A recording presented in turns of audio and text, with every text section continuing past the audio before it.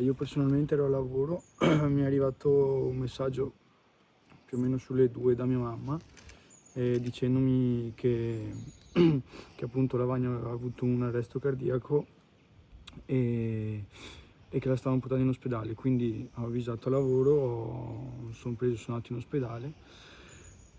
Lì c'erano mia mamma e mio papà che appunto stavano aspettando in una stanzina l'esito da parte dei medici. Io sono arrivato un po' dopo e abbiamo aspettato. Dopo 20 minuti che sono arrivato io, i medici ci hanno detto che hanno provato a rianimarla, tutte le pratiche insomma, però il cuore non batteva più.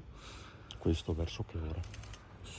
Verso le 3 più o meno, un po' dopo le 3 circa. Quindi i tentativi di rianimazione sono andati avanti 2 ore circa? Più o meno sì.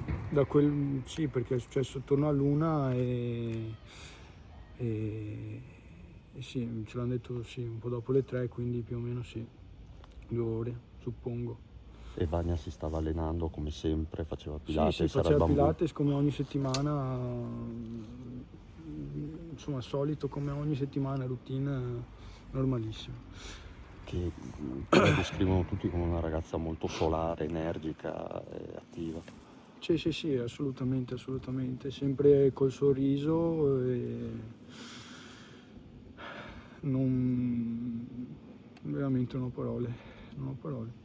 Ma che E spiegazioni adesso vi voi, siete ecco, dati? che spiegazioni vi date? Che cosa... Nessuna spiegazione, abbiamo sentito, i medici ci hanno detto che può essere embolia polmonare dovuta alla pillola, però adesso fanno l'autopsia per capire meglio le dinamiche, insomma, anche se personalmente l'esito è giusto per informazione, perché se in un modo o in un altro comunque il risultato siamo qua e basta.